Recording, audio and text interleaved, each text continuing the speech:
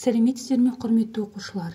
Бүгінгі сабақтың тақырыбы мәтіннің құрылымдық бөліктері. Сабақтың мақсаты: мәтіннің құрылымдық бөліктерін табуды үйренемін. 13-ші жаттығуға назар аударайық. Мәтінді оқы. Мәтіннің басқа және негізгі бөліктерінің жігін ажырат. Оспан сабақтан келісімен сөмкесін лақтырып тастады. Үстел үстінде тұрған тамақты апылға бөлшіп ойнауға кетті.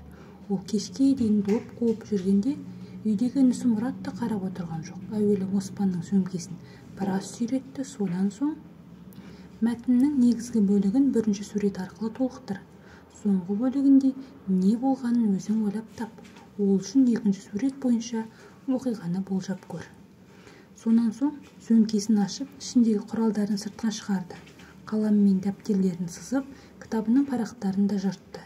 Келесі күні сабаққа келген Оспан жыртық кітабы мен шимай дәптерлерін көріп аң-таң болды. 14-ші жаттығу. Оқы, парталасыңмен мақалдың мәнін талқыла. Жақсыдан үйрен, жаманнан жирен. Мақалды көркем жаз, өз-өзіңді тексер.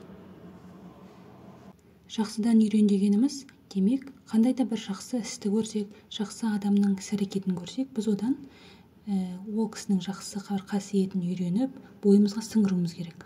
Ал жаманнан жирен дегеніміз, бір кісінің жаман бір әдетін көрсек, қылығын көрсек, біз ондай болудан аулақ болуымыз керек. Яғни жирен дегеніміз аулақ болу деген мағынаны білдіреді. 15-ші жаттығу. Суреттерге қара, мәтінді оқы. Ербол бүгін жарыста болып сабаққа бармай қалды. Кешкісін Жантастың үйіне барып, үйге берген тапсырманы сұрады.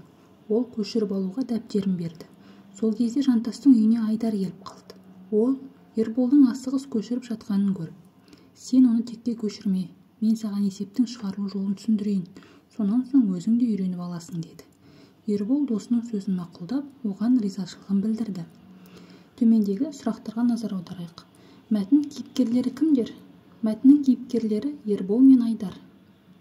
Мәтіндегі оқиғаға сенің көзқарасың қандай? Мәтінді қанша бөлікке бөлуге болады? Суреттер қай бөлік үшін берілген? Тағы қандай сурет салуға болады? Мәтінді 3 бөлікке бөлуге болады. Суреттер негізгі бөлік үшін берілген. Мәтіннің соңғы бөлігін көшіріп жаз. Мәтіннің соңғы бөлігі Ербол досының сөзін мақұлдап, оған ризашылығын білдірді. 16-ші жаттығу. Оқы. Біздің Айша апай тәрбие сағаттарын қызықты өткізеді. Бірде ол келесі тәрбие сағатында өзара сынға түсетінімізді хабарлады. Өзара сында әрбір сынаушы досының әуелі жақсы жағын, сонан соң кемшілігін дәлелдеп айтуы қажет екендігі ескертті. Серік Арнұрмен өзара сын айтысына түсті. Айтысты Серік бастады.